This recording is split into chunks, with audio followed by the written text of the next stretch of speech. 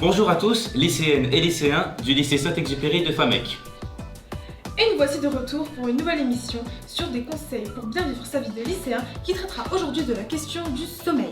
La dernière fois, nous avons appris comment bien gérer notre temps et ne pas tomber dans les pièges courants. Et l'un d'eux est directement lié à notre qualité de sommeil. Et je vous pose donc ces deux questions. Combien de temps croyez-vous qu'un jeune doit-il dormir chaque nuit pour être au top de sa forme? Et combien de temps dormez-vous réellement? Combien de temps tu penses qu'il faut dormir par nuit? Je pense qu'il faut dormir au moins 8 heures par jour. 8 heures. 8-9 heures, un truc comme ça. Du coup, je pense qu'il faudrait me dormir 9 heures par nuit. Il faut dormir entre 6 heures et 8 heures par nuit minimum. Dormir 8 heures par jour. 8 heures par jour. Il faudrait dormir 6 heures par nuit. Et combien de temps tu dors par nuit? Moi je dors 5 heures par jour 6 heures. et je dors 9. C'est vrai que je dors entre 6 et 7 heures par nuit. Je dors 2 heures par nuit parce que je regarde des séries. Alors la bonne réponse, il faut environ 9 heures. En effet, les scientifiques s'accordent pour dire qu'un jeune de notre âge doit dormir 9 heures par nuit pour être en pleine forme.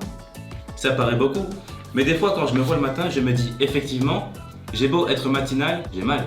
Nous avons posé la question à quelques-uns parmi vous qui ont accepté de nous transmettre leurs précieux conseils. Finalement, que faut-il pour bien dormir?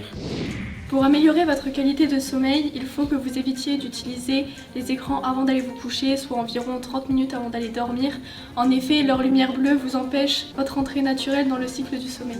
Le stress est très nocif pour la santé, notamment il crée aussi beaucoup de problèmes d'insomnie chez certaines personnes.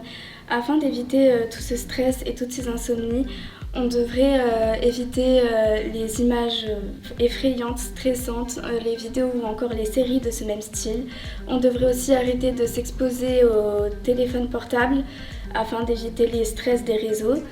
Et à la place plutôt lire un bon livre ou faire un dessin et ensuite partir s'endormir en évitant le maximum de stress. Alors, je sais qu'on va vous le répéter très souvent, mais faites attention à la pression du bac, car il va venir très vite, alors tenez-vous prêts.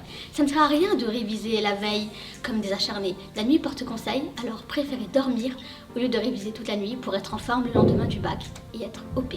La santé est quelque chose de très important. Et afin de mieux la préserver dans votre vie au lycée qui sera mouvementée et empreinte d'énormément d'épreuves, vous aurez besoin d'une organisation parfaite. C'est pour ça que votre horloge interne sera un facteur très important. Pour cela, essayez de vous coucher à des heures qui seront globalement les mêmes, essayez de prendre vos repas à des heures fixes et essayez d'installer une routine quotidienne. Eh bien merci pour tous ces super retours. Et on vous dit à la prochaine.